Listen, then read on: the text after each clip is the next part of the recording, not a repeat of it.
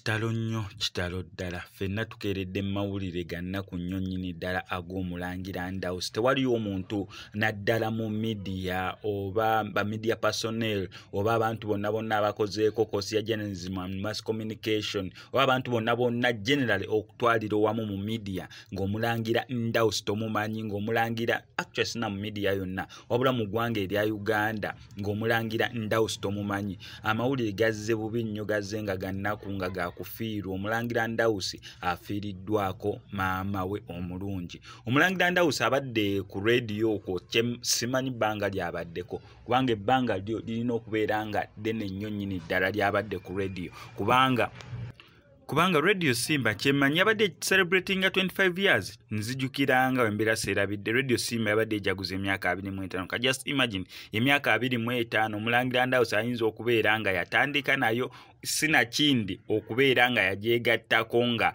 yakamalawo omwaka gumu oba ebiri kubanga alwiriddeko nnyo nnyini ddala ku Radio Simba okwo. So omuntu yenna yenna okujja mu media oba okwogera ku ba media personnel alina okubeera nga kati bamucategorizinga nga legend. Yes, abulayo kyemmanyi kati naye naluddewo okuwummula naye nga yandibadde abulayo kati okubeera nga emirimu gya radio yagiwummula okusinziira nti Senkubuge yagiwummula, Dube n'agiwummula, abo bonna bonna baali basiniya be ku Radio Simba nga akyakola nabo. Omu yawummula n'asemberako ku kifunumula n'awummula kati ku program y'abinsanga wano yalinga aliko nga omukulu oba omunene oba senior kubaliwo kati kubanga Senkubuge we yaliko nga Senkubuge yani ye senior.